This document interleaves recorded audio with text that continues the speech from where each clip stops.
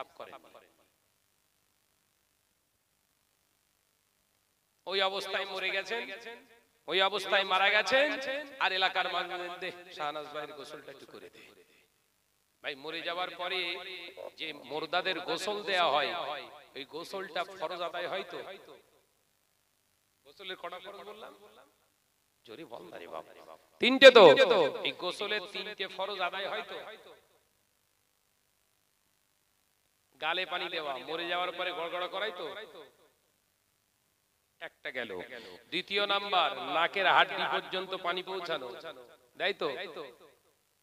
তৃতীয় ফরজ, মাথার তালু থেকে পায়ের তালুর নিচ পর্যন্ত টোটাল বডিটা সুন্দর করে সাফাই করতে হয়। ওই একটা কোন রকম আদায় হয়। কথা ঠিক না বুঝছো রে? তাহলে ওই গোসলটা তো ফরজ না, ওই গোসলটা ফরজ না। মানবিকতার খাতিরে চিন্তা ভাবনা করে গোসলটা দেয়া হয়। ভাইরা, মা, নজনেরা, মুরব্বিয়ান গণেরা, ছেলেরা, বাচ্চারা, পর্দানশীনা মা ও বোনেরা, আলোচনা বুঝুন। আমি আপনাদের ভাই মোহাম্মদ শাহনওয়াজ বলে যায়, শুনে রেখে দেন, জেনে রেখে দেন। আল্লাহ নবী তার নবী পাক জবানে জানিয়ে দিলে তারে গোটা বডিটাকে পবিত্র করতে হবে। নামাজ আগে নয়, ঈমান আগে। ঈমানের পরে প্রথম দায়িত্ব নামাজ নয়, গোটা বডিটাকে পাক রাখা, পবিত্র রাখা। এরপরে নামাজ না, না না, এরপরেও নামাজ না। গায়ে যে পোশাকটা পরিধান করেছি, ও বাবাজিরা, যে গেঞ্জিটা পরেছি, যে প্যান্টটা পরে আছে, যে জামাটা পরে আছে, যে জামাটা, যে জুব্বাটা, যে পাঞ্জাবিটা গায়ে দিয়ে ঘুরছিস, ওটা হালাল টাকার কিনা কিনা? যদি ওটা হারাম টাকার কেনা হয়, ওই টাকাটা যদি অবৈধ পথে ইনকামের টাকা দিয়ে পাঞ্জাবি জুব্বা পরিস বাবা, ওটা 100 বার ধৌত করলেও ওটা কোনোদিন পাক হবে না, আর হয়নি, হবে না।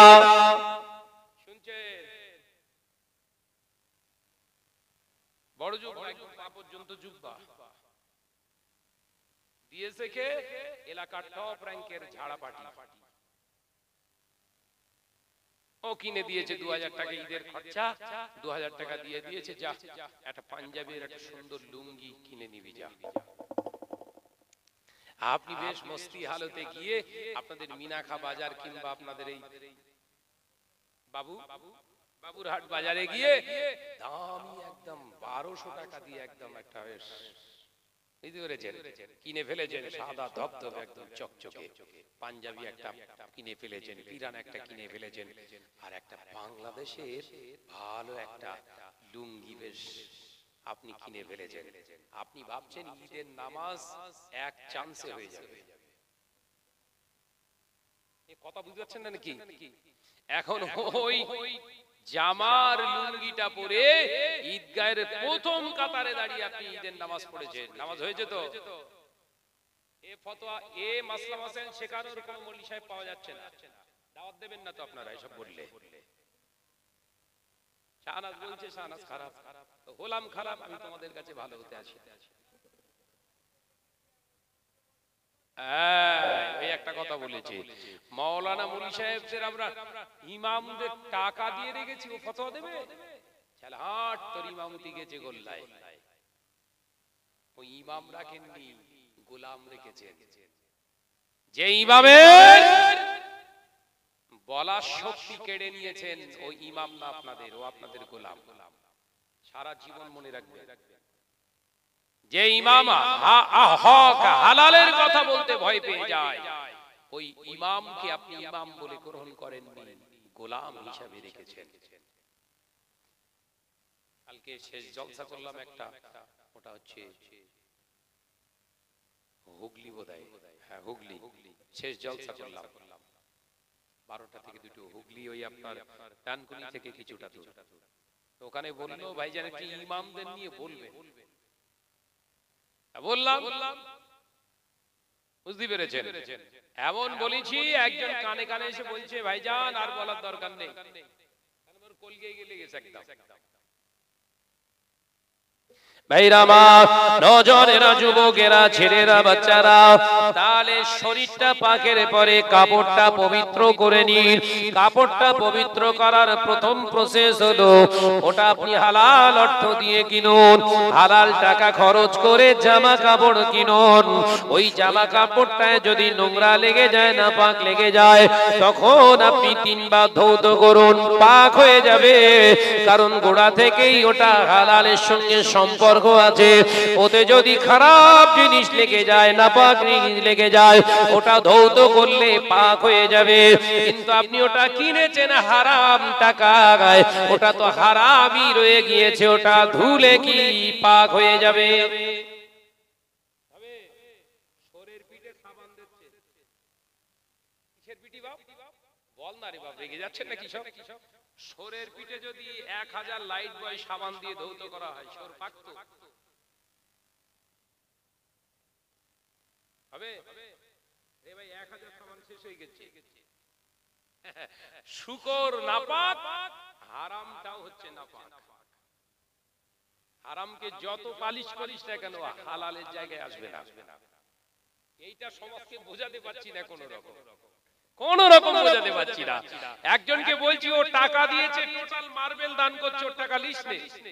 মেজে মাটিতে নামাজ পড়বো আমরা, দরকার নেই, লিস নি। বলছি পাগল, প্লেট দেখ, পাথরগুলো সাদা চচ্চড়ে একদম, সেজদা মারলে দিল খুশ হয়ে যাবে। দেখেছেন? চকচকে চলে গেছে, হালাল চলে গেছে ওর কাছ থেকে। আমি কি ভুল বলছি না? ঠিক জোরে বল না রে বাবা। এরম চলছে তো?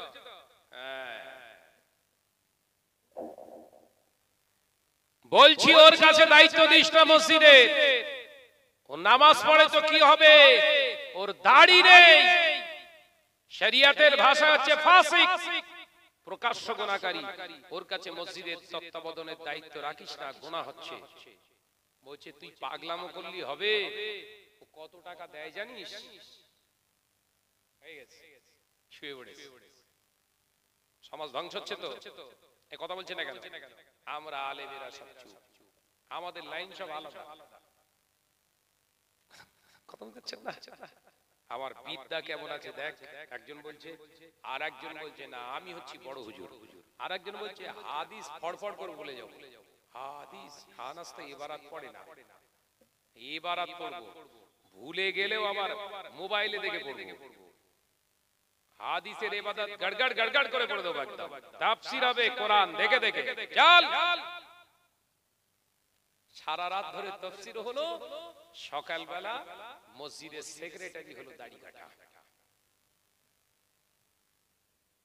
মুসলিম সমাজ ধ্বংস হয়ে যাচ্ছে। এই বেকে বেকে গিয়ে নিজের গা বাঁচিয়ে ওয়াজ করাই মৌলভী সাহেবদের দ্বারা। ধ্বংস হচ্ছে কাদের দ্বারা? গা বাঁচিয়ে ওয়াজ করা মৌলভী সাহেবদের দ্বারা। কথা বুঝতে পেরেছেন তো নাকি? ভাইরা আমার, নজরেরা, মুরব্বিয়ান গণেরা, ছেলেরা, বাচ্চারা, আলোচনা বুঝুন। আমি আলোচনা করছিলাম আপনাদেরকে, তাহলে আপনার কাপড়টা পবিত্র হলো। এরপরে শরিয়াত বলছে যে জায়গায় দাঁড়িয়ে নামাজ আদায় করবি, ওই জায়গাটা বা মুসাল্লাটা পাক হতে হবে। জায়গাটা, মুসাল্লাটা যদি পাক না হয়, ওখানে 100 বছর ধরে সেজদায় পড়ে গেলেও কোনো সেজদা আল্লাহর দরবারে কবুল হবে না। ও নওজওয়ানেরা, মুরব্বিয়ান গণেরা, আল্লাহ নবী শেখালেন, দয়ার নবী শেখালেন পাক জায়গায় সেজদা করতে হবে। যে জায়গায় সেজদা করলে বাবা ওই জায়গাটা মসজিদ দান করা সম্পত্তি, দান করেছে যে লোকটা ভালো লোক, ওই ব্যক্তিটা দান করেছিল ভালো জায়গা, কিন্তু এই জায়গার উপরে পাথর লাগিয়েছে। সুদখোরের ব্যবসা, সুদের ব্যবসা করেওয়ালার টাকা দিয়ে পাথর লাগানো আছে, কিংবা লটারি খোরের টাকা দিয়ে পাথর লাগিয়ে আছে। ওই সেজদাটা ওই পাথরের উপরে 1000 বছর ধরে ঠুকতে থাকুন, একটা নেকি আপনার নসিবে হবে না। কারণ আপনি নামাজ পড়ছেন হারামের উপরে। কিসের উপরে? জোরে বল না রে বাবা। এইগুলোই সমাজকে বোঝান। সমাজকে বোঝান, ধ্বংস হয়ে যাচ্ছে। আল্লাহ আমাদের সকলকে সহি সালামতে ইবাদত করার তৌফিক দেন, বলুন আমিন। একটু জোরে বলি আল্লাহুম্মা আমিন। প্রাণ খুলে দরুদ শরীফ আল্লাহুম্মা সাল্লি আলা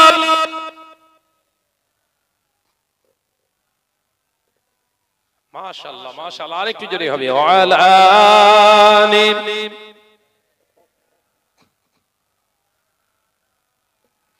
পৃথিবী আমার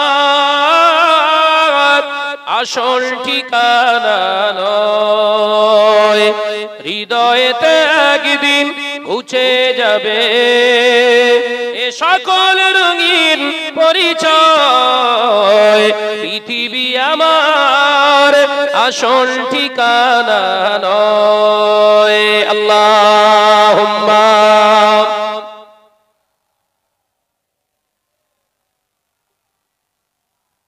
মাশাআল্লাহ মাশাআল্লাহ, আরেকটু জোরে ওয়ালা আমিন।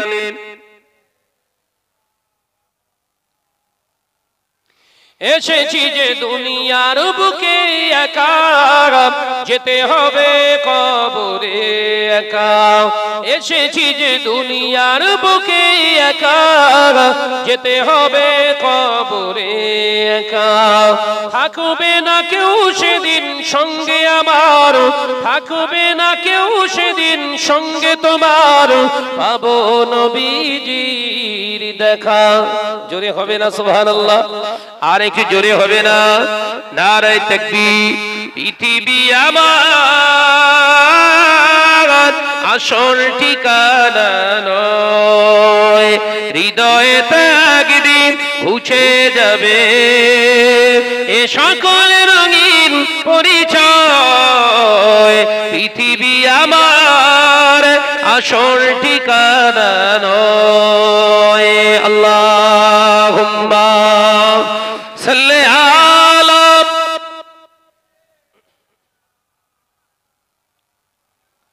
একসঙ্গে পড় বাপ, একসঙ্গে ওয়ালা আমিন।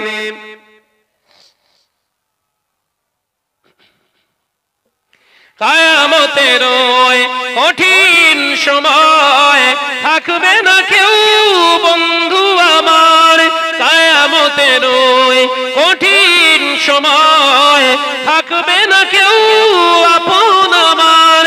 থাকবে সেদিন আপন হয়ে, থাকবে সেদিন বন্ধু হয়ে নূর নবীজি হযরত।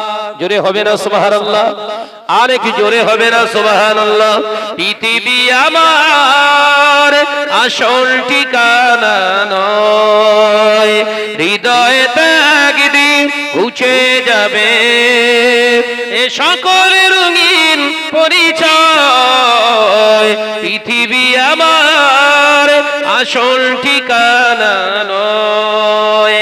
আল্লাহুম্মা সাল্লি আলা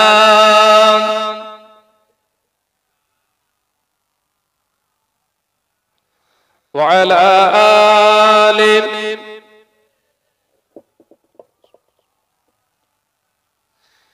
আমার নওজওয়ানেরা, যুবকেরা, ছেলেরা, বাচ্চারা, আলোচনা বোঝাচ্ছিলাম আপনাদের। তাহলে নামাজ পড়তে চাইলে আপনি নামাজ পড়তে পারবেন না। নামাজের জায়গাটা পাক হতে হবে, আপনার শরীরটা পবিত্র হতে হবে, গায়ের পোশাকটা পাক হতে হবে, আপনার নিয়তের জায়গায় ঈমানটা স্বচ্ছ হতে হবে। যদি না হয় তাহলে আপনি কোথাও ত্রুটিতে ভুগছেন। আপনি যে দীর্ঘদিন আল্লাহর কাছে দোয়া চাচ্ছেন, এই দোয়াটা আল্লাহর দরবারে কবুল হচ্ছে না, তার কারণ লুকিয়ে আছে এর ভিতরে। আপনি যে নামাজ পড়ছেন, নামাজে মন বসছে না, তার কারণ হচ্ছে লুকিয়ে আছে এর ভিতরে। এগুলো রিপেয়ার করুন, এগুলো সুস্থ করুন, এগুলো সবাল করুন, দেখবেন অবশ্যই আপনি নামাজে দাঁড়ালে নামাজের ভিতরে একটা আলাদা মজা পেয়ে যাবেন। একবার জোরে বলুন সুবহানাল্লাহ। কথা বুঝতে পেরেছেন? আজকে গোটা পৃথিবীতে মুসলমানরা নির্যাতিত হচ্ছে। কারণ কি? বহু মুসলমান নামাজ পড়ি আমরা। এবছরে আমি গত বছরে রমজান মাসে উমরাতে ছিলাম, আল্লাহর শুকর। উমরা খানায় কাবায় জিয়ারত করতে গিয়েছিলেন আগের বছরে রমজান মাসে। উমরাকারীদের সংখ্যা ছিল 1,43,00,000 মানুষ। কত? 1,43,00,000 মানুষ। এবছরে উমরায় গিয়েছি 2,2,50,00,000 মানুষ উমরা করেছে, ডবল হয়ে গেছে। তাহলে এত মানুষ উমরা করছে, এত মানুষ হজ করছে। 2023-এ হজে গেলাম, 26 লক্ষ মানুষ হজ করেছে। তাহলে হাজি বাড়ছে, উমরাকারী বাড়ছে। এই মিনাখা থেকেই বহু ছিল আমাদের টিমে 26-এর হজে, ফরজ হজ। অবাক হয়ে গেলাম, মদিনাতে আমাদের নফস এতটাই খারাপ করে ফেলেছি, আমাদের নসলটা এতটাই দুর্গন্ধ হয়ে গেছে, মক্কা শরীফে বসে বসে সিগারেট খাচ্ছে। এখানে হাজি কেউ থাকলে বলতে পারবে খাচ্ছে না? মক্কা শরীফে বসে বসে খয়নিতে দম মেরতেছে। অথচ আল্লাহ কোরআন পাকের ভিতরে বললেন ওয়া হাযাল বালাদিল আমিন ওয়াত্তিনি ওয়াজ-যাইতুন, আমার আল্লাহ ওয়াত্তিনের একটি ফলের কসম খেলেন, যাইতুনের কসম খেলেন, ওয়াতুর সিনিন, ওই ওয়াতুর পাহাড়ের কসম খেয়ে আল্লাহ পাক জানিয়ে দিলেন ওয়া হাযাল বালাদিল আমিন, আমি আমার পবিত্র নগরী মক্কা মদিনার কসম খাচ্ছি। একবার জোরে হবে না? আল্লাহর কথায় মক্কা এবং মদিনা শরীফ দুটোই কিন্তু পবিত্র শহর। সেই পাক শহরে বসে কি করছে? বিড়ি, সিগারেট, খৈনি, গাঁজা পেলেও মনে যাচ্ছে খেতে। ওরা দলিল দিচ্ছে ওই তো আরবের মানুষরা ওরাও খাচ্ছে, আরবের মানুষরাও খাচ্ছে, ওই জন্য খাচ্ছে। আল্লামা রুহুল আমিন সাহেব রাহমাতুল্লাহ আলাইহি হজ্জের মাসাইলের কিতাবের ভিতরে পরিষ্কার ভাবে জানিয়ে দিলে, ও আল্লাহর হাজী বান্দারা, উমরাকারীরা, তোমাদেরকে জানিয়ে দিচ্ছি ওটা পবিত্র শহর, পবিত্র নগর। ওখানে গিয়ে যেন কোনো নেশা দ্রব্য জিনিস পান করবে না, ওখানে কোনো নেশা জিনিস খাবে না। শুধু তাই নয়, ওই পবিত্র নগরে তোমরা কোন রকম বেয়াদবি আচরণ করবে না।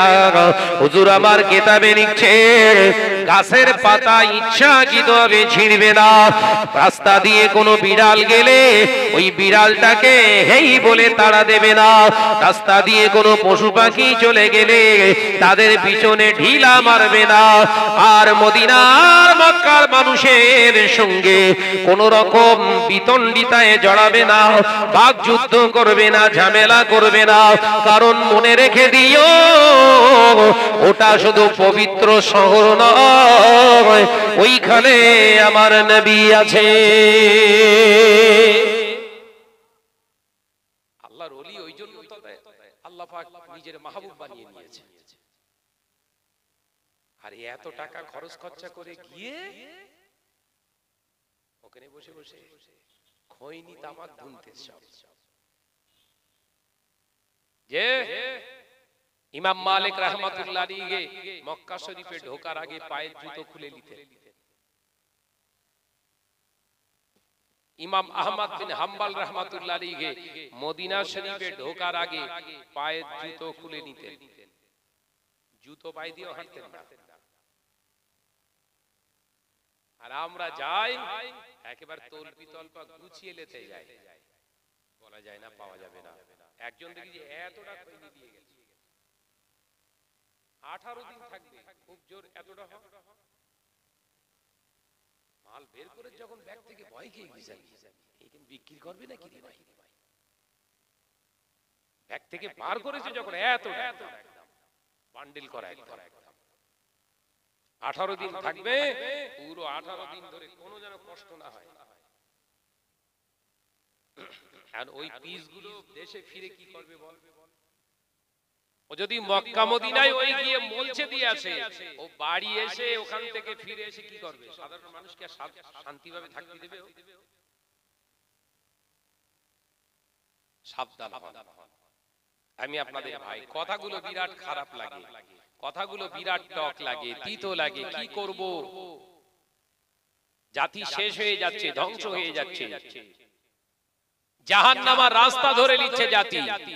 এদেরকে বাঁচাতে গেলে এখন বাবারে বাবারে বললে আর হবে না, বাবারে বাবারে বললে আর দয়া দেখালে হবে না। Tit for tat. আমার নওজওয়ানেরা, সোনার মানিকেরা, মুসলিম সমাজ এইভাবে নষ্ট হয়ে যাচ্ছে। এরা পাকটাকে নাপাক ভাবে আর নাপাকটাকে পাক ভাবা শুরু করেছে। মাশাআল্লাহ, আমার শ্রদ্ধেয় ভাজক বড় ভাই জনাব আলহাজ হযরত মাওলানা খায়রুজ্জামান সাহেব, তিনি চলে এসেছেন, ঠিক টাইমে উঠে পড়বেন। আমি যে কটা কথা আমি আলোচনা, আর সময় বেশি নেই, এখান থেকে আমাকে ডায়মন্ডে যেতে হবে। ভালো করে বলছি, শুনে নেন। তাহলে আল্লাহ বললেন আমাকে ভয় কর, আমার হাবিবের ইতাআত কর, আর ওই আলেমে দ্বীনের সোহবতে যা, যার ভিতরে শুধু এলেম আছে না, এলেমের সঙ্গে যতটা এলেম ততটাই ওর জীবনে আমল। কথা বুঝতে পারছেন? আজকে সমাজ বিভাজন তৈরি হচ্ছে কে, কেন কেন কি কারণে? এ বলছে আমার দেখলে আমি সবথেকে বড় আলেম, হচ্ছে না? এ হচ্ছে তো নাকি? এ বলছে না আমি বড় আলেম। আরে আলেম তো শয়তান সবথেকে বড় আলেম, তো কি হয়েছে? আমলিয়াতের জিন্দেগি, নামাজ পড়ছি তো 25 বছর ধরে নামাজ পড়ছি, তো কি হয়েছে? 10,000 বছর নামাজ পড়েছে, 10,000 বছর সিজদা করেছে কে? শয়তান। জাহান্নামী হয়ে গেল যে। আল্লাহকে না মানার জন্য নয়, আল্লাহকে আল্লাহ বলে না মানার জন্য শয়তান হয়নি, আল্লাহর হুকুমের খেলাফ চলেছিলেন বলে। ও বাবাজিরা, সোনা মানিকেরা, কান খুলে শুনে রেখে দিন। আল্লাহ পাক বলেছিলেন আজাজিলকে, এ আজাজিল মুআল্লিমুল মালাইকা, আমি আল্লাহ বলছি উসজুদু লি আদামা, আমার আদমের দিকে তুমি সিজদা করো, আমার আদমকে সিজদা করো, আমার আদমের দিকে ফিরে সিজদা করো। সবাই সিজদা করলেন, আর ইবলিস বসে আছে, মুআল্লিমুল মালাইকা বসে আছে। আল্লাহ আওয়াজ দিয়ে বললেন, বসে থাকলে যে সিজদা কেন করলে না? ইবলিস লজিক দিলেন, যুক্তি দিলেন, আল্লাহ আমার ইলম, আমার জ্ঞান আমায় বাধা দিয়েছে। কে বাধা দিয়েছে? ইলম। ইলম তাহলে ইলম আলেম, শয়তান বড় আলেম না আলেম না? যদি বল না রে বসা, চুপ করে সব।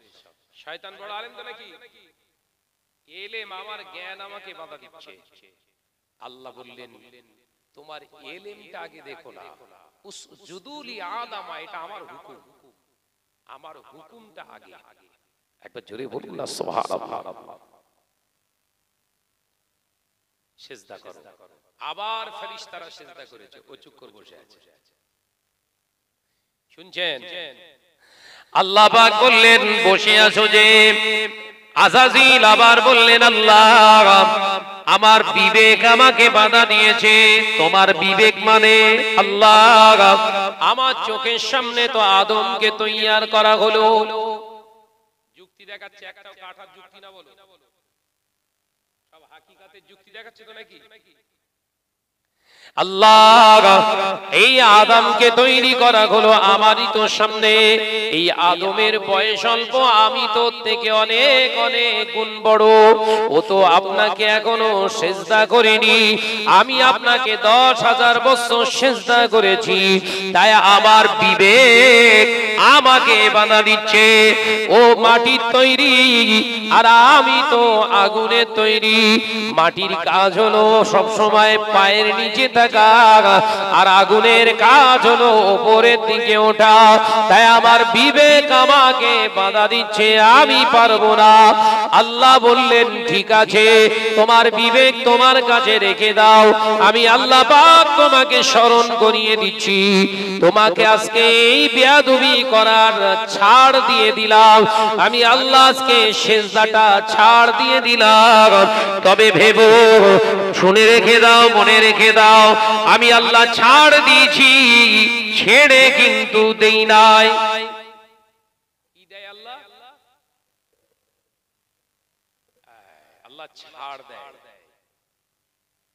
দুনিয়ার জমিন অন্যায় রাহাজানি করছো, গোপনে গোপনে, কথা বুঝতে পারছো না কেন?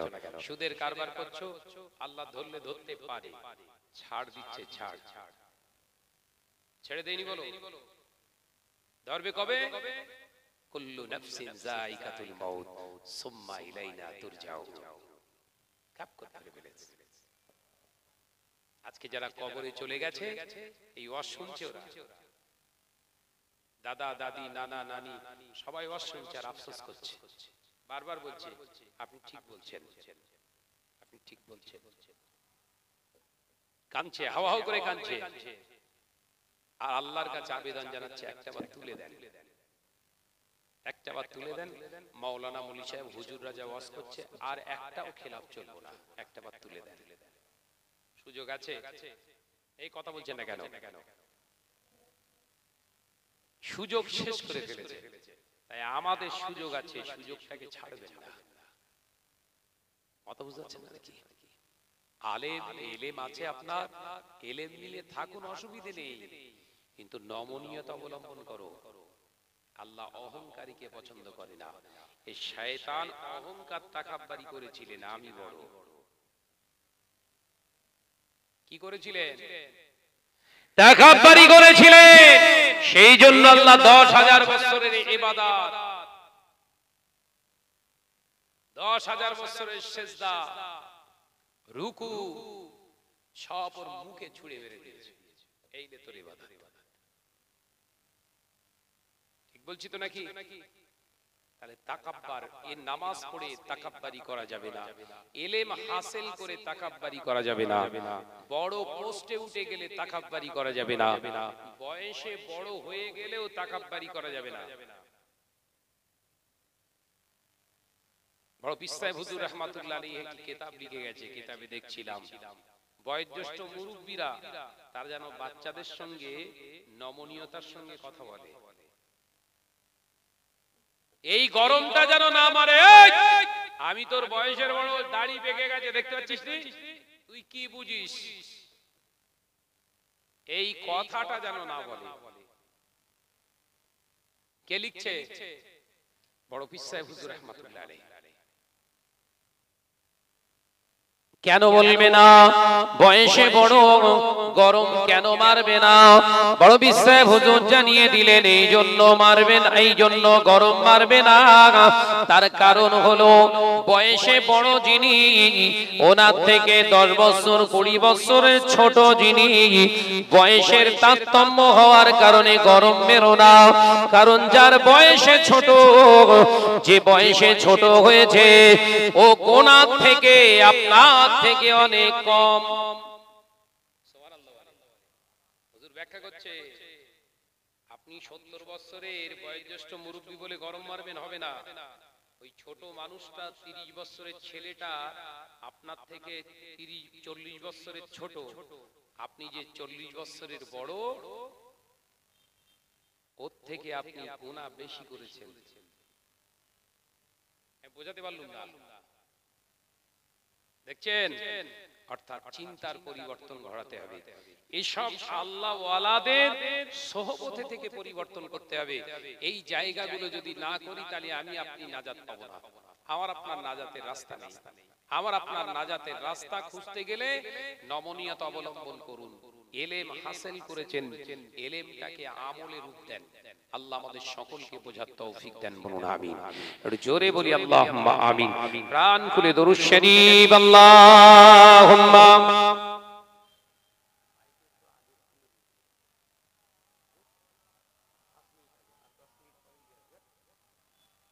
ওয়া আলা আলি।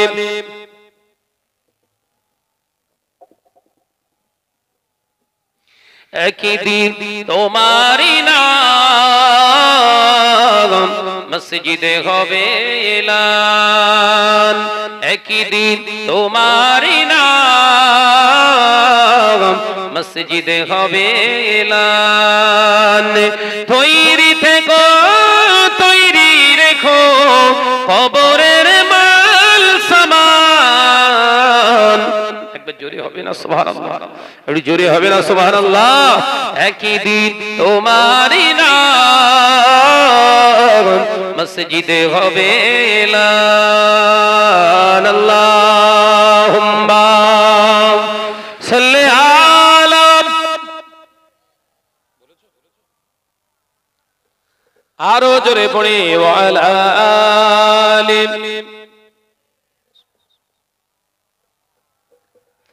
বন্ধু স্বজন আত্মীয় পরিজন পরিয়ে তোমার নতুন কাফন, বন্ধু স্বজন আত্মীয় পরিজন পরিয়ে তোমার নতুন কাফন নিয়ে যাবে ওই কবরে, থাকবে না কেউ আপন। একই দিন তোমারই নাম মসজিদে হবে এলান, একই দিন তোমারই নাম মসজিদে হবে এলান, আল্লাহুম্মা সাল্লি আলা।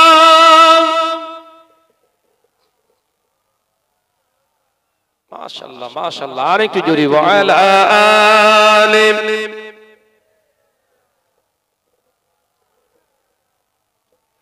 টাকা কড়ি গাড়ি বাড়ি থাকবে না কেউ সঙ্গে তোমার, টাকা কড়ি গাড়ি বাড়ি থাকবে না কেউ সঙ্গে তোমার, থাকবে সেদিন সঙ্গী হয়ে নূর নবীর সুন্নাত। জোরে হলো না, আরেকটু জোরে হবে না। থাকবে সেদিন সঙ্গী হয়ে নূর নবীর সুন্নাত, একই দিন তোমারই নাম মসজিদে হবে এলান, আল্লাহুম্মা সাল্লি আলা।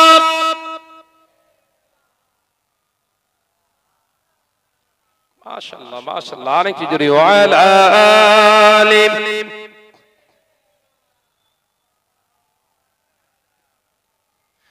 ও নওজওয়ানেরা, যুবকেরা, ছেলেরা, বাচ্চারা, পর্দানাশীনা মা ও বোনেরা, আমি আপনাদের বোঝাতে চেয়েছিলাম আল্লাহ দরবারে ইবাদত বান্দেগি কবুল করানোর পদ্ধতিটা জানাচ্ছিলাম। এক নম্বরে আপনি খাঁটি ইমানদার হতে শিখুন। দ্বিতীয় নাম্বার, খাবারটা যে আপনি খাচ্ছেন হালাল খাবারটা খানা শিখুন বাবাজি। তৃতীয় নাম্বার, শরীরটাকে পবিত্র করে রাখুন। আর চতুর্থ নাম্বার, পোশাক যেটা পরেছেন ওটা হালাল টাকার কিনে পরুন বাবাজি। পাঁচ নাম্বার হলো আপনি যে জায়গায় দাঁড়াবেন নামাজের মুসাল্লা পেতে, ওই জায়গাটা যেন পাক হয়, ওটা যেন সুদখোর, ঘুষখোর আর লটারি খোরেরা দখল করে না নেয়। ওই জায়গাগুলো যদি দখল করে নেয়, ওই সারা জীবন ওই জায়গায় দাঁড়িয়ে নামাজ পড়ে আল্লাহকে পাবেন না। এরপরে আমি জানিয়েছি আপনাদেরকে, ইলম থাকলেই যে আপনার আমল আছে তা নয়। আপনার শরীয়ত শর্ত দিয়েছে, আমার শরীয়ত শর্ত দিয়েছে, কোরআন শর্ত দিয়েছে, যতটুকু ইলম আছে ওই ইলমের উপরে তোর ইস্তেকামাত দিতে হবে, ওই ইলমের উপরে তোর আমল করতে হবে। যদি আমল না করিস বড় আলেম হয়েও লাভ হবে না। পৃথিবীর জমিনে ইলমের সঙ্গে আমলের দরকার, শুধু আমল থাকলেও আবার হবে না। আপনার উদাহরণ দিলাম, ইবলিস 10,000 বছর ইবাদত বান্দেগি করে ওর ইবাদতটা মুখে ছুঁড়ে মেরে দিয়েছে আল্লাহ। আল্লাহ পাক জানিয়ে দিলেন ইবাদত করলেও হবে না বান্দা, প্রকৃত নমনীয়তার ভিতর দিয়ে আমার ভয় রেখে আমার হুকুমের গোলামিত্ব করলে তোর ইবাদতটা আমি আল্লাহর কাছে গ্রহণ হয়ে যাবে। একদম টোটাল ওয়াজটা একটা লাইনে বুঝিয়ে দিলাম। আলোচনায় অসুবিধা আছে নাকি বাবাজিরা? চিন্তা ভাবনা করে চলুন। ফিতনার সময়, ফাসাদের সময়, খুব কঠিন একটা সময় আমরা পাস করছি, সেদিকে চিন্তা ভাবনা করে চলুন। আর একটা আবেদন করে যাব, শেষে ভাইজান বলে গেলেন আমরা একটা ফুরফুরা দরবার শরীফের পক্ষ থেকে ভাইজানদেরকে নিয়ে বিদজ্ঞ আলেমে দ্বীনদেরকে নিয়ে আপনাদের এই কি জায়গাটার নাম ভুলে যাচ্ছি, ইউনুস ভাইয়ের, মাওলানা ইউনুস সাহেব, হ্যাঁ না না এই আপনাদের মিনা খাই, ভুলে যাচ্ছি নাম জায়গাটা, না না আপনাদের এই এলাকার মুফতি ইউনুস সাহেব আছে না, নাড়াবুলিয়া ভাইটাই সব আছে আমাদের সঙ্গে। এই টোটাল একটা সিলসিলার আলেমদের নিয়ে আমরা একটা বোর্ড গঠন করেছি, মুক্ত বোর্ড। এর কাজ কি, মিশন কি? এই যে মুক্ত আপনাদের এখানে চলছে, এই বাচ্চারা যে কিতাবগুলো পড়ছে সব অন্য অন্য মতবাদের কিতাব পড়ছে বলো, আমরা চিন্তা করলাম সিলসিলা এলাকা, ফুরফুরা শরীফের মহব্বতের এলাকা, কিতাব পড়ছে অন্য আকীদার মানুষের কিতাব, তাহলে আগামী জেনারেশন কি হবে? এই ছেলেগুলো সব পথভ্রষ্ট হয়ে যাবে, তাদের কিতাব পড়লে তাদের মতোই তো হবে। কথা বলছে না কেন? আমরা সব একটা জায়গায় টেবিল করে বসে মিটিং করে চিন্তা ভাবনা করে দেখলাম যে আমাদের কিতাব লিখতে হবে। সিলসিলার বাচ্চাগুলোকে তৈরি করার জন্য অ্যাক্টিভিটিস দরকার, এদের জন্য সিলেবাস তৈরি করো। আল্লাহর অশেষ মেহেরবান, ভালো ভালো স্কলারদের নিয়ে আমরা এক জায়গায় করে একটা সিলেবাস কমিটি তৈরি করে সেই কমিটির দ্বারা আমরা কিতাব কিছু সংস্কার করেছি। আলহামদুলিল্লাহ আমাদের এই সিলেবাসটা এখন পশ্চিমবঙ্গের বিভিন্ন জায়গায় বহু মুক্ত, আল্লাহ শুকর আমাদের সঙ্গে অ্যাটাচ হয়ে গেছে। আমরা এই কিতাবগুলো বাচ্চাদের গিয়ে ফ্রিতে দিচ্ছি। মুক্তবে যে কিতাবটা চলছে ওই কিতাবটা ছেড়ে দিয়ে আমাদের লেখা কিতাব, আমাদের তৈরি করা কিতাব আপনাদের বাচ্চারা পড়বে। 6টা সাবজেক্ট আছে ওতে। কটা? 6টা সাবজেক্ট। 1 নাম্বার তালাফফুজের সঙ্গে কোরআন তেলাওয়াত করা, 2 নাম্বার মাসনুন দোয়া, আল্লাহ রাসূলের উঠতে বসতে খেতে শুতে যে দোয়াগুলো পড়তেন সেগুলো শিখবে। 3 নাম্বার রাসূলের চিহিল হাদিস, 40টা হাদিসও মুখস্থ করবে এই মুক্তবের দ্বারা। 4 নাম্বার কি, হানাফি মাযহাব কি, আমরা কেন হানাফি, হানাফি মাযহাবের খুঁটিনাটি প্রশ্ন উত্তর ছোট ছোট করে ওর ভিতরে ঢুকিয়ে দিয়ে একটা সাবজেক্ট করা আছে। 5 নাম্বার সাবজেক্ট কি, মুজাদ্দিদুজ জামান দাদা হুজুর পীর কেবলা রাহমাতুল্লাহ আলাইহির খেদমত এই বাংলার জমিনে কি আছে সেটা তুলে ধরা। আর 6 নম্বর সবথেকে বড় জিনিস হচ্ছে যেটা আকীদা, আকায়েদ। বহু মুসলমানের নামাজি আছে বলে নবী আমাদেরই মতো মানুষ, নাউজুবিল্লাহ বলে, বলে তো নাকি নবী আমাদেরই মতো। বহু এরকম মৌলী সাহেব বেরিয়েছে, তারা নবীকে রাখাল বলে, নাউজুবিল্লাহ বলে। অথচ আল্লাহ কোরআনে বললেন ইয়া আইয়ুহাল্লাযিনা আমানু লা তাকুলু রাআইনা, খবরদার তোমরা জবান দিয়ে আমার নবীকে রাআইনা বলো না। রাআইনা শব্দের অর্থ হলো রাখাল। ইহুদিরা কাফেররা বলতে কথা, এখন কিছু মৌলী সাহেবরা বলছে। এখন এদের সোহবতে আমার আপনার বাচ্চাগুলো যদি পড়ে যায় সব খানে খারাপে যাবে না? যাবে না? বল না রে বাপ। ওই সেদিকে খেয়াল করে আকায়েদের উপর একটা সাবজেক্ট আকীদা, নবী কিসের তৈরি, নবী আমাদের মতো বলা যাবে কিনা, নবীকে ছোট নজরে দেখা যাবে কিনা, এই সব নিয়ে একটা সাবজেক্ট। এই 6টা সাবজেক্টে একটা কিতাব, পার্ট 1, পার্ট 2, পার্ট 3, এই 3টে ভলিউম করে আমরা সবাই মুক্তবে ডিস্ট্রিবিউট করছি। এবার ভাবছেন তাই তো শাহনাজ ভাই, এই কিতাবের টাকা পয়সাগুলো কোথায় পাচ্ছেন? একটা প্রশ্ন আসবে। তাহলে কালেকশন করবেন। আমরা কালেকশনের পক্ষে নই, অন ক্যামেরায় বলছি, কালেকশনের পক্ষে নই আমি। সাধারণ মানুষের পকেটে টাকা কেটে, সাধারণ মানুষের পকেটটা ঝেড়ে আমি বড় হুজুর সাজবো ধান্দা নেই। কথা বুঝতে পারছেন না? আমি ভাইদেরকে, সব ভাইজান হুজুরদেরকে নিয়ে প্রথম বইটাকেই আমার প্রস্তাব ছিল টোটাল জনসাধারণের কাছ থেকে কালেকশন করা যাবে না। সবাই বললো তাহলে লক্ষ লক্ষ টাকার কিতাব কি করে, কোথা থেকে পাবো টাকা? যা সেই সব পকেটে হাত দিয়ে বের করে। আল্লাহ শুকর, আমাদের পরিশ্রমের মেহনতের টাকা দিয়ে আপনাদের বাচ্চারা কিতাব পড়ছে, কালেকশন নেই। এইবারে আবদারের জায়গা একটা রাখা আছে কি, ভাইজান আপনারা করছেন, আপনাদের হাতে হাত দিয়ে আমরা কাজ করতে চাই। কি কাজ করবে না কিছু অর্থ দিতে চাই। কোন মাওলানা পীর সাহেব পীরজাদার হাতে টাকা দিতে পারবেন না। ডাইরেক্ট অ্যাকাউন্ট করা আছে, সেই অ্যাকাউন্টে আপনি টাকা মারবেন। 2 টাকা মারলেও অ্যাকাউন্টে মারবেন। কারোর হাতে টাকা, কেউ হাতে টাকা নিতে পারবে না। প্রসেসটা ভালো না খারাপ জোরে বলে? হাতে কড়কড়ে লোট আসলে মন এমনি অন্যরকম হয়ে যাবে। জানা আছে আমার। আল্লাহ পাক আমাদেরকে বোঝার তৌফিক দেন। ভাই তুমি চলে আসো। এই কবরের জলসা কবরবাসীদের জন্য আল্লাহ পাক এই জলসা যেন কবুল করেন, বলুন আমিন। আর একটু জোরে বলি আল্লাহুম্মা আমিন। আমার প্রকাশনী কিতাব আছে, একটা কিতাব এনেছি আমি, দুয়া শিক্ষা। এই কিতাবটা পারেন তো 100 টাকার বিনিময়ে, এটা ওই কিতাব না, এটা আলাদা কিতাব, আমল করার কিতাব। যদি পারেন 100 টাকার বিনিময়ে 1 পিস করে কিতাব নেবেন। শাহনাজ ভাইয়ের প্রকাশনী কিতাব আপনার ঘরে রাখুন। দেখুন আমি খুব বড় মানুষ না, খুব ছোটখাটো মানুষ, তবে চেষ্টা করি যেটা করার হকের রাস্তায় থেকে করার। আল্লাহ পাক আমাদের সকলকে বোঝার তৌফিক দেন, বলুন আমিন। আর একটু জোরে বলি আল্লাহুম্মা আমিন। আমি আপনাদের থেকে আলবিদা নেব। ভাই ওয়াজ নসিহত করবেন বড় ভাই আমার জনাব আলহাজ হযরত মাওলানা খায়রুজ্জামান সাহেব। আপনারা উঠাউঠি করবেন না। আমি তো এসে তো কেমন যেন হয়ে গিয়েছিলাম যে ভাইজান চলে গেছে, সাত জামাত হয়ে গেছে, সব বোধহয় ফাঁকা হয়ে গেছে। আল্লাহ শুকর সুন্দর করে সেজে গেছে।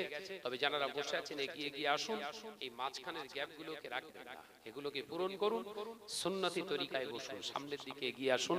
প্রাণ খুলে দরুদ শরীফ পড়ি। আল্লাহুম্মা সাল্লি আলা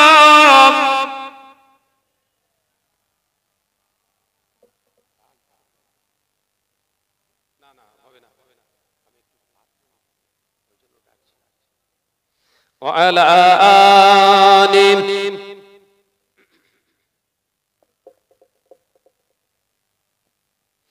আপনাদের এই চৌরাঙ্গিতে বোধহয় প্রথম আল্লাহ এনেছেন যে মহান স্রষ্টা রব্বুল আলামিন সুস্থ শরীরে সেই সালামতে পাক ও পবিত্র অবস্থায় ঈশান নামাজ সম্পূর্ণ করে আমাদেরকে সকলকে একত্রিত হওয়ার সুযোগ দান করেছেন। সেই মহান স্রষ্টা রব্বুল আলামিনের দরবারে কালিমাতুশ শুকর আদায় করে একবার প্রাণ খুলে পড়ি আলহামদুলিল্লাহ। একটু জোরে বলেন সালাতু সালাম জানাই বিশ্বনবীর দরবারে, যে নবী সৃষ্টি না হলে আমার আল্লাহ কুল কায়নাতকে সৃষ্টি করতেন না। একবার জোরে বলুন সুবহানাল্লাহ। সে নবীর প্রতি জানাই লাখো কোটি দরুদ ও সালাম, উচ্চ আওয়াজে পড়ি সাল্লাল্লাহু আলাইহি ওয়াসাল্লাম। দীর্ঘক্ষণ ধরে আপনাদের কাছে ভাইজান অনেক ইলমে তাসাউফের মারিফাতের উপরে কিছু কথা আলোচনার রাখছিলেন, আমিও সে শুনছিলাম। দুনিয়ার জমিনে আমরা এসেছি পাখাও মারার জন্য না। আল্লাহ আমাদেরকে পাঠিয়েছে পরিষ্কার, তিনি এলান করেছেন ওমা খালাকতুল জিন্না ওয়াল ইনসা ইল্লা লিয়াবুদুন। জিন এবং ইনসানকে তোমাদেরকে দুনিয়ায় পাঠানোর মুখ্য উদ্দেশ্য হচ্ছে আমি আল্লাহ, কেবলমাত্র তোমরা আমার ইবাদত করবে। কি করার জন্য পাঠিয়েছে? ইবাদত। ইবাদত মানে উপাসনা, আল্লাহ স্মরণে আপনার জিন্দেগিটা অতিবাহিত হবে। এখন প্রশ্ন আসতে পারে ইবাদত মানে তো আমরা জানি শুধু নামাজ, রোজা, হজ, যাকাত, ফিতরা, কুরবানি, আল্লাহ জিকির, এইগুলোই তো ইবাদত। সাহাবায়ে কেরামরা ঠিক এই রকম ভেবে প্রশ্ন করেছিলেন নবীকে, ইয়া রাসূলুল্লাহ, হাবিবাল্লাহ, আমরা যে দুনিয়াদারি করি, ব্যবসা বাণিজ্য, চাষ আবাদ, ক্ষেত খামার, বিবি ছেলেপুলা, সকলকে নিয়ে আমরা জিন্দেগি গুজরান করছি, এগুলো তাহলে তো ইবাদত হচ্ছে না। আল্লাহ নবী পাক জবানে জানিয়েছিলেন, বাবা সাহাবীরা, ও আমার সাহাবারা, শুনে রেখে দাও, জেনে রেখে দাও, দুনিয়ার জমিনে ইবাদত বান্দিগি মানে শুধু নামাজ নয়, ইবাদত বান্দিগি মানে শুধু রোজা নয়, ইবাদত বান্দিগি শুধু জিকির নয়, ইবাদত বান্দিগি শুধু তেলাওয়াতি কোরআন নয়, ইবাদত বান্দিগি মানে শুধু দান করা নয়, ইবাদত বান্দিগি মানে শুধু হজ করা নয়। ও আমার সাহাবীরা, শুনে রেখে দাও, আল্লাহর এই হুকুমকে তামিল করতে গেলে, আল্লাহর এই হুকুমের আমল করতে গেলে আল্লাহ কোরআন পাকের ভিতরে জানিয়ে দিলেন, কুল ইন কুনতুম তুহিব্বুনাল্লাহ ফাত্তাবিউনি ইহবিবকুমুল্লাহ ওয়া ইয়াগফির লাকুম যুনুবাকুম ওয়াল্লাহু গফুরুর রহিম।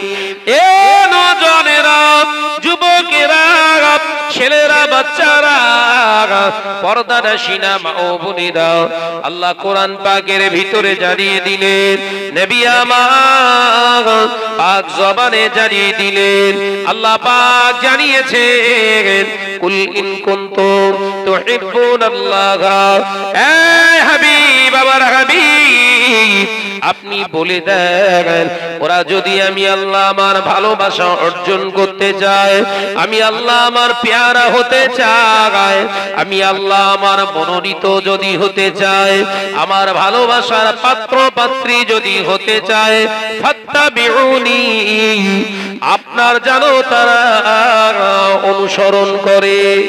একবার জোরে হবে না সুবহানাল্লাহ?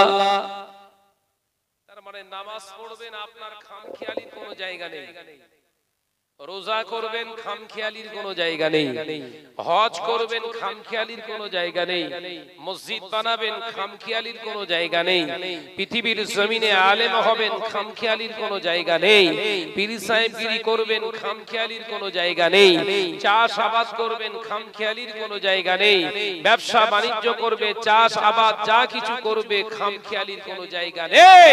ফাত্তাবিউনি, হাবিব আপনি বলে দেন, ওরা যেন আপনার ইত্তেবা করে।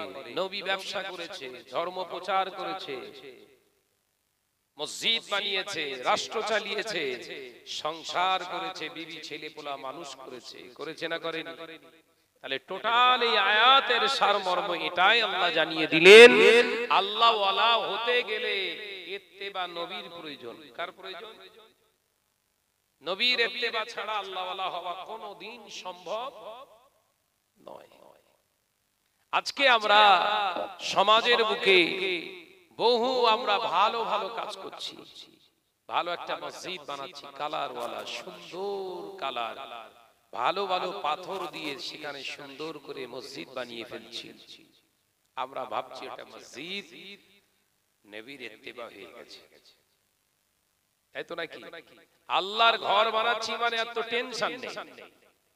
মসজিদ যখন কালার ভালো হবে, গম্বুজ ভালো হবে, মিনার ভালো হবে, দেখতে শুনতে ভালো হবে, পাখা চলবে, এসি চলবে, ভালো মসজিদ।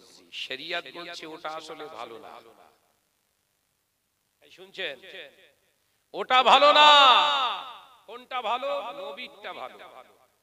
নবীর অনুসরণ করে যদি মসজিদ বানান তাহলে মসজিদ, নইলে মসজিদ আল্লাহর দরবারে কবুল হবে না। নবী দুনিয়ার জমিনে মসজিদ বানিয়ে রেখে গেছে হারামখোরের কাছ থেকে চাঁদা তুলে নয়। এই মাথায় ঢোকার আওয়াজ, যেহেতু কবরস্থানের জলসা, কবর বাঁচানোর ওয়াজ করতে হবে, তাই তো নাকি? আপনারা বুঝতে পারছেন তো নাকি?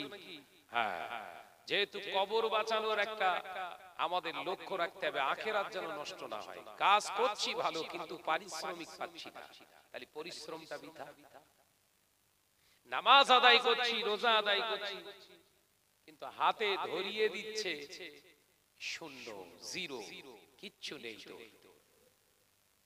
তার মানে নিশ্চিত আমার কাজেতে আমার মালিক, আমার যিনি মালিক তিনি অসন্তুষ্ট নন। মাঠে বলে দিয়েছে ভালো করে যা, ধানটা ভালো করে রুয়ে দিয়ে চলে আয়। আপনি বেশ বীজগুলো মেরে নিয়ে গিয়ে আর ওই ধান গাছের গোড়াটা নিচেই না পুঁতে মাথা উপরে দিকে রাখার দরকার ছিল। ধান গাছের পাতাগুলো পুঁতে দিয়ে শেকড় উপরের দিক তুলে দিয়েছেন। 1 বিঘা জমি 5-7 জন মিলে ভালো করে রুইয়ে দিয়ে চলে এসে আর বিকেল বেলা চাইছেন, বলছেন দেন আমাদের টাকা দেন। টাকা দেবে তো? কথা বলছেন না কেন? ধান পুঁতে রেখেছেন তো, পাওয়া যাবে? সিস্টেমেটিক্যালি প্রসেসিং করে আপনি কাজ করেননি, নিয়ম শৃঙ্খলার উল্টো কাজ করেছেন। রুলস যেটা শিখিয়েছিল আপনাকে পদ্ধতি, ধান গাছের গোড়াটা মাটির সঙ্গে সংযোগ লাগাতে হয়, কারণ ধান গাছের পাতা থেকে রস শোষণ করার ক্ষমতা নেই, গোড়ার শিকড় থেকে রস শোষণ করে, ওইটা নিচে রাখতে হবে, মাথাটা উপরে। এখন আপনি বলুন, এই 5 জন মিলে যে 1 বিঘে জমি সম্পত্তিটা ভালো করে ধান গাছ পুঁতে রেখে চলে এসেছে, এরা সারাদিন পরিশ্রম করেছে না করেনি? মালিক ওদের প্রতি অসন্তুষ্ট হয়ে টাকা দিচ্ছে না কেন? কাজ বলেছিল, যেটা কাজ করেছে, সারা দিনই পরিশ্রম করেছে, ধান গাছটা সব লাগিয়েছে, কিন্তু উল্টো লাগিয়েছে। এই আমাদের দুনিয়ায় কাজ কারবার, খানা পিনা, বিবি ছেলেপুলা, আমাদের চাকরি বাকরি, আমাদের লক্ষ্য আল্লাহ এবং রসুল থেকে উল্টো হচ্ছে না তো? উল্টো যদি হয়ে যায় তাহলে উল্টো লটকাবে আপনাকে। নজনেরা, মুরব্বিয়ান গণেরা ও চৌরঙ্গের মুসলমানেরা, আলোচনা বুঝো। আল্লাহ নবী দো জাহানে বাদশাহ হাবিবুল্লাহ নবী জনাবে মুহাম্মদুর রাসূলুল্লাহ সাল্লাল্লাহু আলাইহি ওয়াসাল্লাম পাক জবানে জানিয়ে দিলেন না, ও আমার সাহাবীরা শুনে রেখে দাও, জেনে রেখে দাও, তোমার জিন্দেগিতে যা কিছু করবে, তুমি খাওয়া দাওয়া করবে, ওঠা বসা করবে, তোমার চলাফেরা করবে, ব্যবসা করবে, বাণিজ্য করবে, দুনিয়ার জমিনে নামাজ পড়বে, রোজা করবে, হজ করবে, যাকাত দেবে, মসজিদ বানাবে, মাদ্রাসা বানাবে, দুনিয়ার জমিনে আলেম হবে। আমি নবী দুনিয়ার জমিনে যেমন করে চলেছি, যেমন করে বলেছি, যেমন করে খেয়েছি, আমি নবী আমার ইত্তেবা করে যদি তোমরা করো, তোমাদের বিবাহ করা, সন্তান জন্ম দেওয়া, দুনিয়ার জমিনে ব্যবসা করা, দুনিয়ার জমিনে আপনার বন্ধুত্ব করা, আত্মীয়তা তৈরি করা, আত্মীয়তা বিচ্ছেদ করা, আমি নবীর মতো যদি হয়ে যায়, সমস্ত জিন্দেগিটার ক্রিয়াকলাপগুলো আমার আল্লাহ দরবারে আমল হয়ে যাবে। তাহলে যতটুকু করবেন নবীর দিকে খেয়াল করে করুন। শরিয়ত কালাত দেখে নাও, শরিয়ত আমার আল্লাহ পাক মার্বেল দেখেন না, আমার আল্লাহ দেখেন হালাল। কি দেখে? হালাল দেখে। আমরা কি দেখছি? বল বল, আমরা কি দেখছি? হালাল। হালালটা কি রকম বল? ঠিক বলছি তো নাকি জোরে বলেন না রে বাবা? আল্লাহ দেখে হালাল, আপনাকে ওটা লক্ষ্য করে চলতে হবে। কারণ আল্লাহ হলেন পাক, নবী হলেন পাক, কালেমা হলেন পাক, কালাম হলেন পাক, আল্লাহর কোরআন হলো পাক, নবী আমার পাক, আল্লাহ জান্নাত বানিয়েছেন পাক। জান্নাতি হতে গেলে আপনাকে পাক হওয়া লাগবে। কথা বুঝতে পারছেন তো নাকি? আপনি 5 ওয়াক্ত নামাজ আদায় করছেন, গোপনে গোপনে সুদের সঙ্গে ভালো সম্পর্ক রেখে চলছেন। 5 ওয়াক্ত নামাজ আমি আপনি আদায় করছি, আবার বেহায়াপনার সঙ্গে সাপোর্ট দিয়েও চলছি। 5 ওয়াক্ত নামাজ আদায় করছি, রোজা আদায় করছি, আবার হারাম খোরের সঙ্গে সুসম্পর্ক রেখে চলছি। জানবেন আপনার নামাজ হচ্ছে, কিন্তু আল্লাহর দরবারে পৌঁছাচ্ছে না।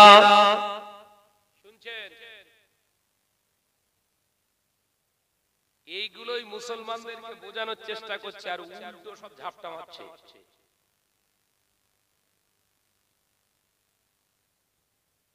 দুনিয়ার জমিনেতে বড় বড় মসজিদ নির্মাণ করা হচ্ছে কেন?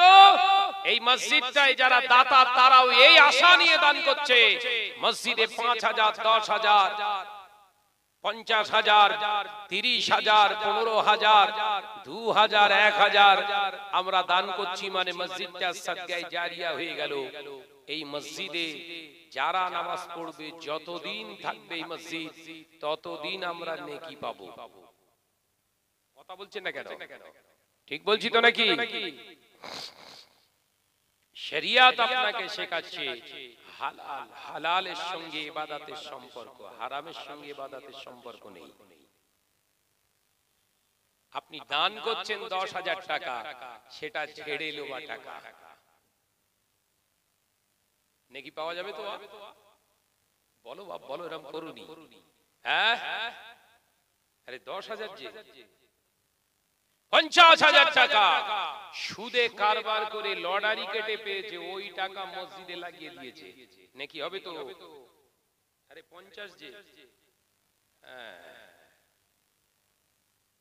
1 টাকা দান করুন, 1 টাকা হালাল টাকা, ওই 1 টাকা পরিশ্রমের হালাল অর্থটা আল্লাহর দরবারে উহুদ পাহাড়ের থেকে বেশি হয়ে যায়। একবার জোরে বলুন সুবহানাল্লাহ।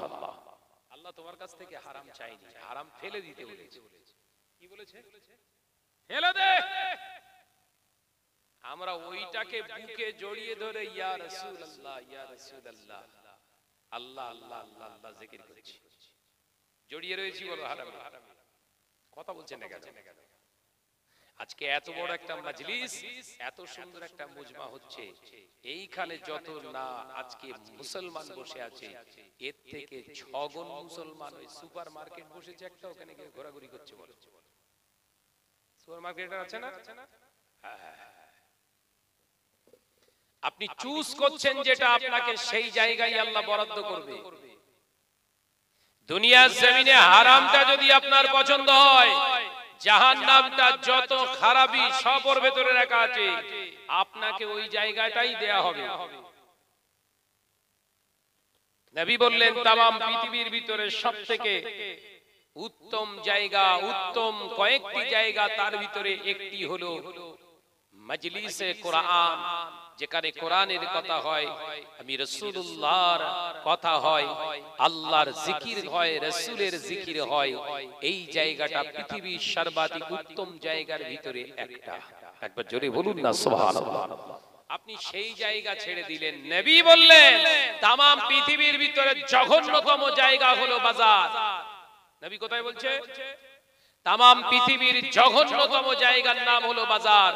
সেই জায়গায় আপনি গিয়ে হাজির হয়ে আছেন, তাহলে আপনার চুজ হয়েছে খারাপটা, আপনার চয়েস হয়েছে খারাপটা। আল্লাহ আপনার জন্য জান্নাত রেখেছিল, আপনি চুজ করেছেন জাহান্নাম, আপনাকে ওই জাহান্নামে যেতে হবে। এতে আল্লাহ দোষ দিতে পারবেন না, কারণ আপনার হিকমত দিয়েছে আল্লাহ, ব্রেন দিয়েছে, জেহেন দিয়েছে, শক্তি দিয়েছে ভালো মন্দ বিচার করার, দিয়েছে না? জোরে বলেন না।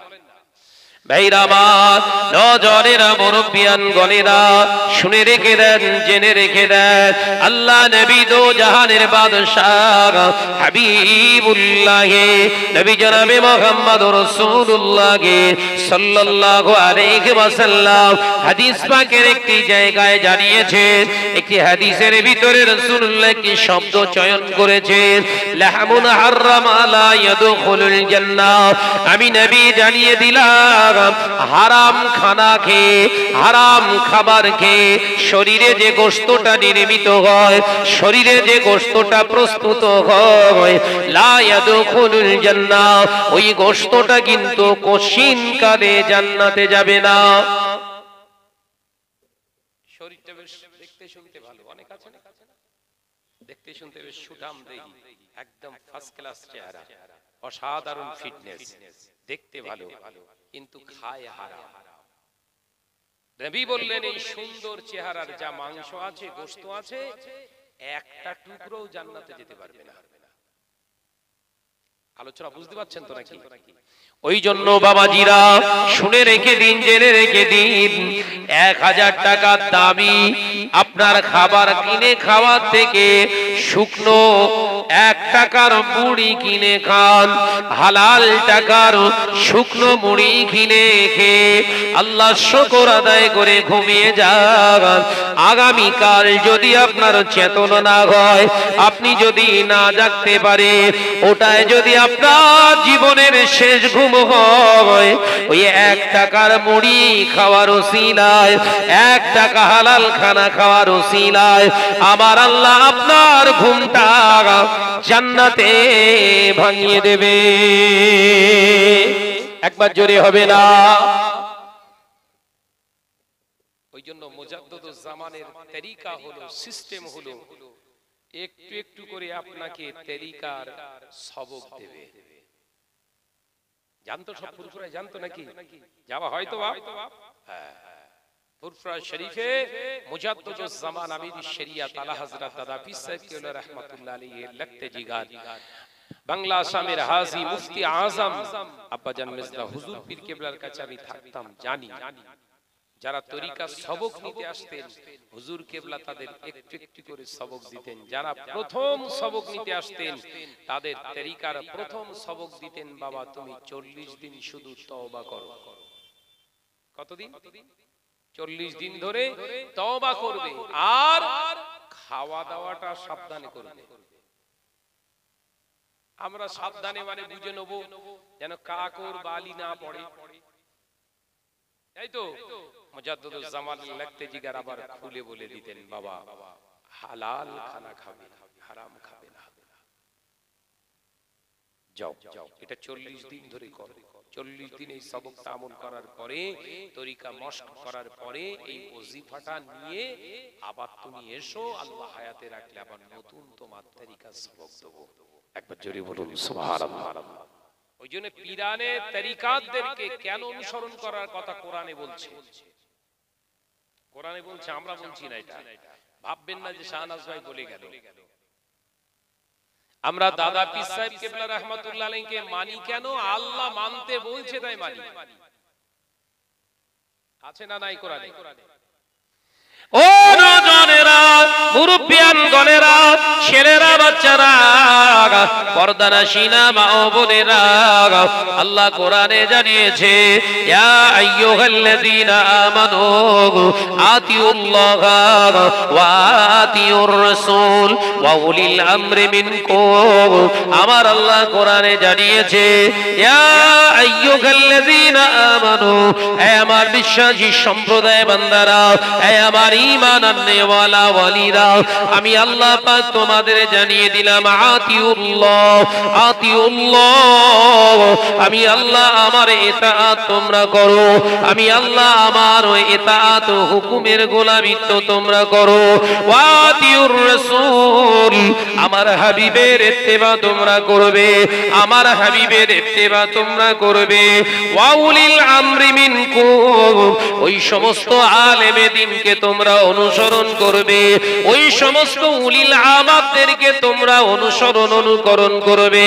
যে আলেমটা শুধু ইলম অর্জন করেছে, না না না, যতটুকু ইলম অর্জন করেছে ওই ইলমের উপরে তার জিন্দেগিটা ইস্তেকামত দেয়, আমলিয়াতের জিন্দেগি বানায়, আমি আল্লাহকে মানে, আমার হাবিবকে মানে, ওই আলেমকে অনুসরণ করলে আমি আল্লাহ বলছি আমাকে আমার হাবিবকে পেয়ে যাবি। একবার জোরে হবে না সুবহানাল্লাহ?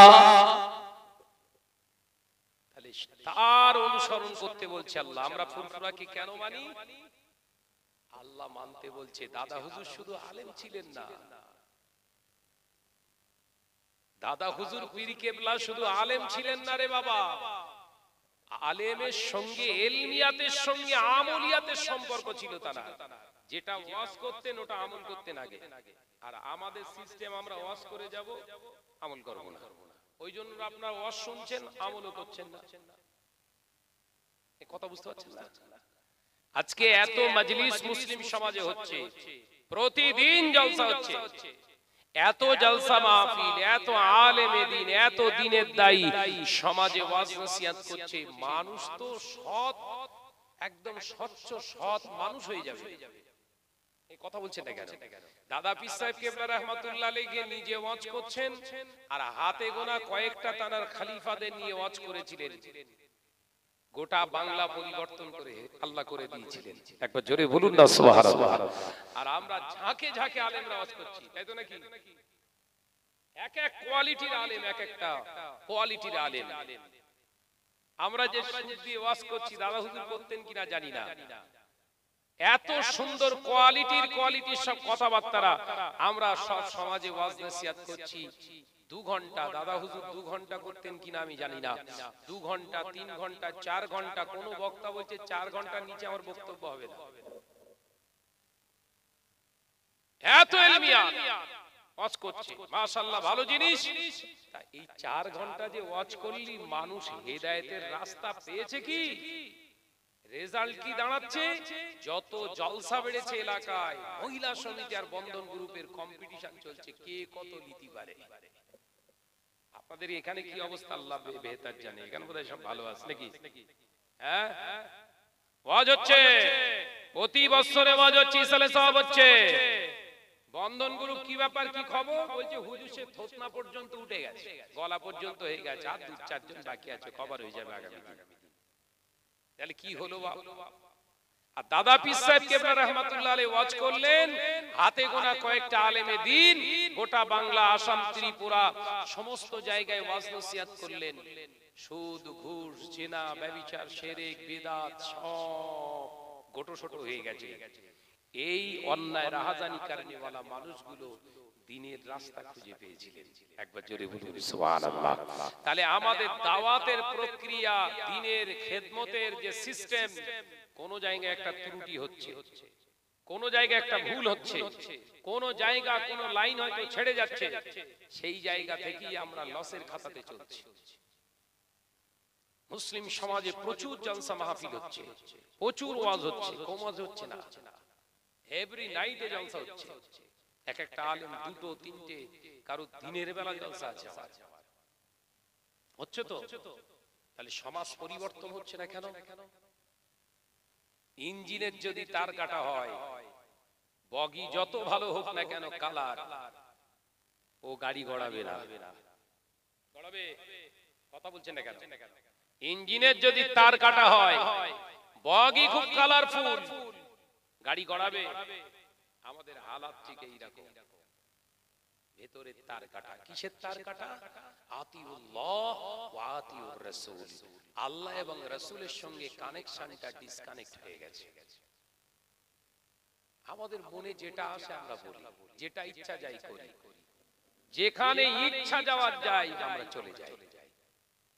ভাইরা, মা, নজনেরা, যুবকেরা, ছেলেরা, বাচ্চারা, পর্দানশীনা মা ও বোনেরা, শুনে রেখে দেন, জেনে রেখে দেন, আল্লাহ নবী তো জাহানের বাদশাহ হাবিবুল্লাহকে, নবী জনাবে মুহাম্মদুর রাসূলুল্লাহকে সকলে পড়ি সাল্লাল্লাহু আলাইহি ওয়াসাল্লাম পাক জবানে জানিয়েছেন। বাবা সাহাবীরা শুনে রেখে দাও, জেনে রেখে দাও, এমন একটা দিন আসবে, সময় আসবে, যেদিনে দেখতে পাওয়া যাবে আমার উম্মতের নামাজ আদায় করবে, রোজা আদায় করবে, হজ আদায় করবে, যাকাত আদায় করবে, বড় বড় মসজিদ তারা বানাবে।